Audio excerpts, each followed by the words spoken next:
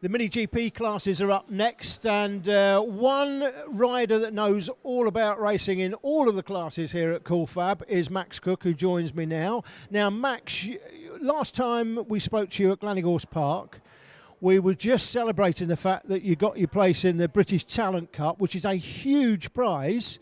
But since then, even more news. Just tell us what you've won now.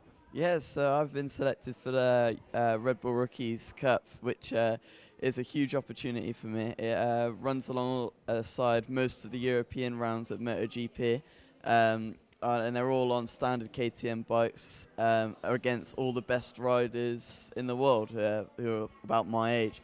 So it's just, for about 4 or 5 years I've always looked up to Red Bull Rookies, always wanted to get in, and now that dream's finally come true.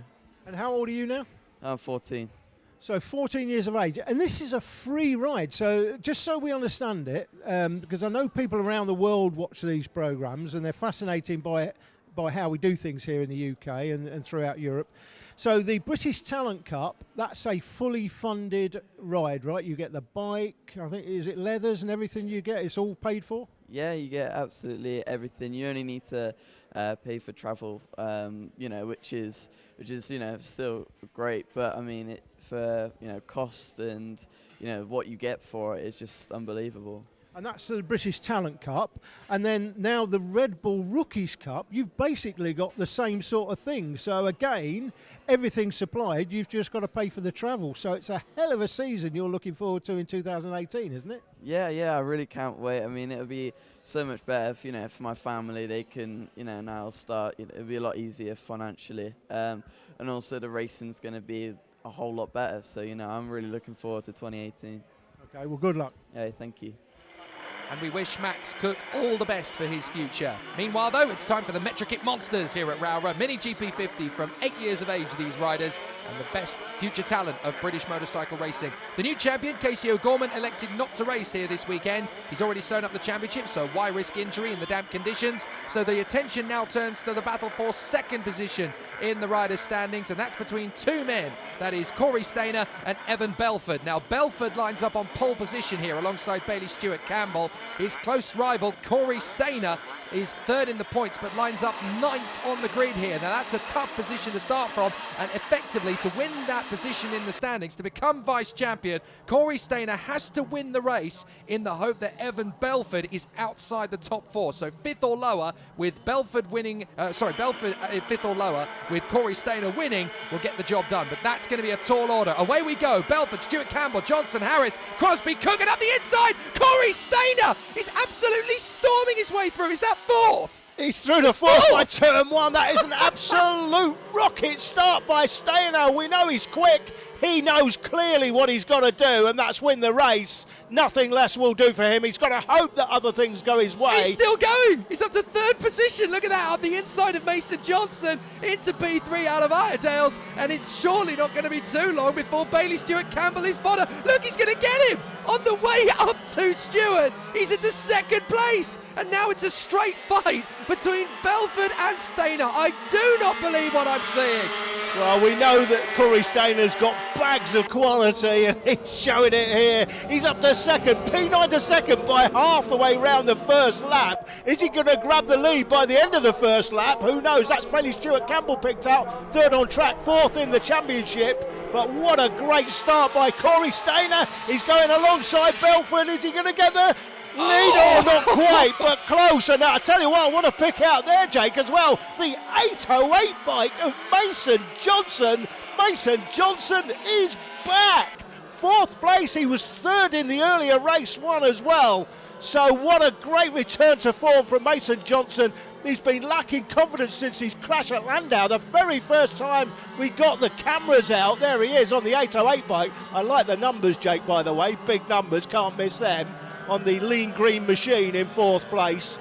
He won the first 2 races of the season in 2015 in Minimoto Rookies.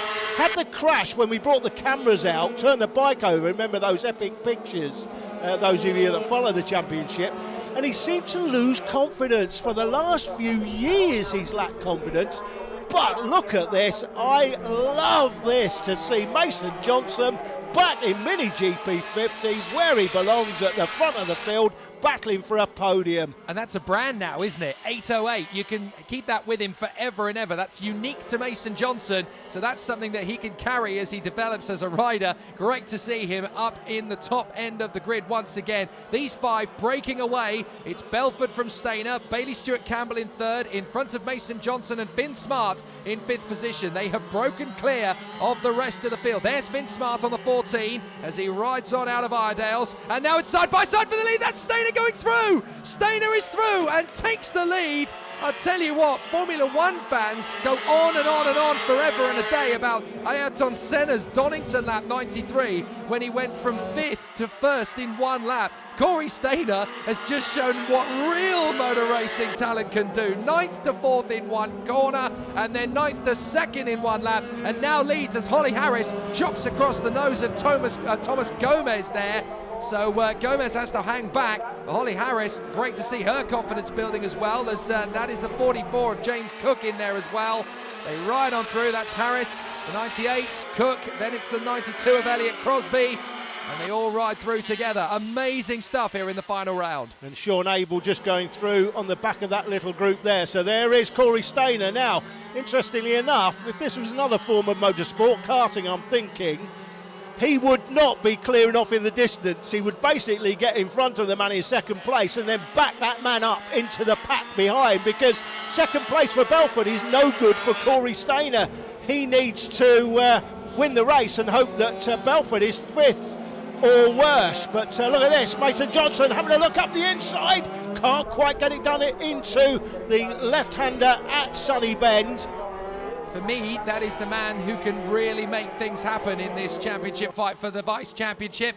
In second position, that battle between Belford and Stainer. The man to watch is Mason Johnson. If he can get a move here on Bailey Stewart-Campbell or force Bailey Stewart's hand to get him to go quicker, they can start to close up on Belford. And who are they bringing with them for the party? Finn Smart. Now, if all three of them start to get into Evan Belford, and Belford by some stroke of fate ends up at the back of the queue by the end of the race in 5th position, then that will be enough for Corey Stainer to be the runner-up in 2017. Look at Stainer, he's disappeared out into the distance. He's checked out. Second place Belford trying desperately to catch up with him again and not lose time to these three: Stewart-Campbell, Johnson and Finn Smart. This is going to be a really interesting battle. Great battle, this one.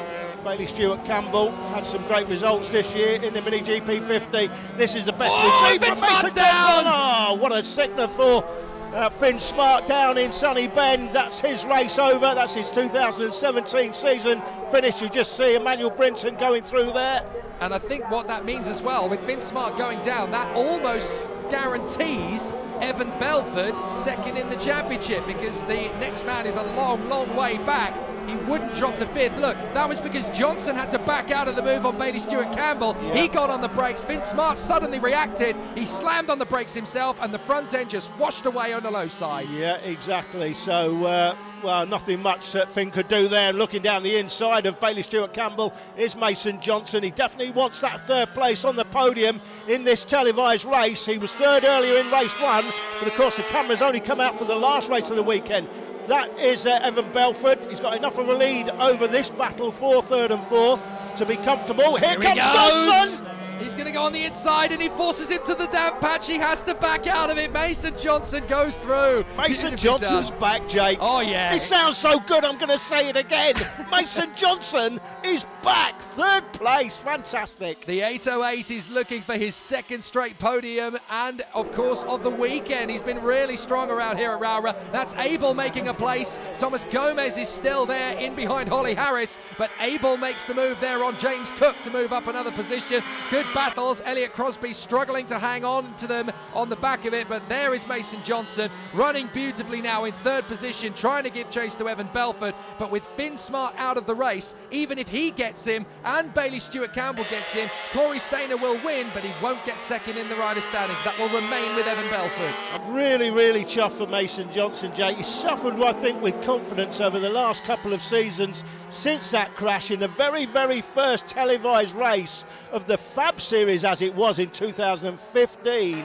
and it sort of it seemed to have affected him for a couple of seasons. But here on the bigger bikes, by the way, as Thomas Gomez goes down the inside of Holly Harris, that's a cracking move. Cook looks for the move as well, but can't quite get past Holly in the left-hander at Sunny Bend. He may come round the outside though. No, can't quite make the move. But going back to what I was saying about Mason Johnson, I'm absolutely chuffed for him as Cook does make the move down the inside. Does he? No. Oh, Holly, good defensive riding from Holly Harris. Holly cuts his nose off going into the chicane. So anyway, going back to what I was saying about Mason Johnson, delighted for him. It's great to see him back on form. Absolutely. You always get to see these riders doing the best they can in this particular championship, and Mason Johnson is one of those, as these two still battle away, Harris versus Cook, and Abel might get a place here. He does, but yeah, absolutely. It's great to see Mason Johnson really picking up the pieces and starting to build in stature and confidence. There's your race leader, Corey Stainer,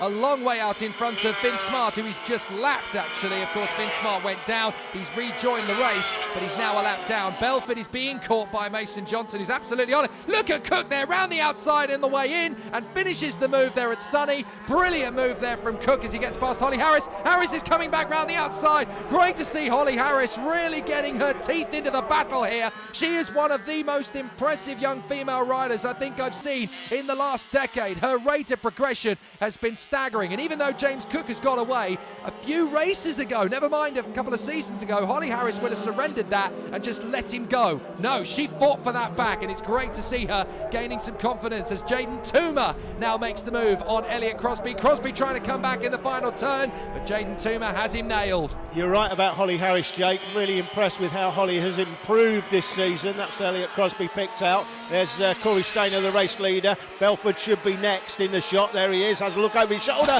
And Mason Johnson's not settling for third place, boys.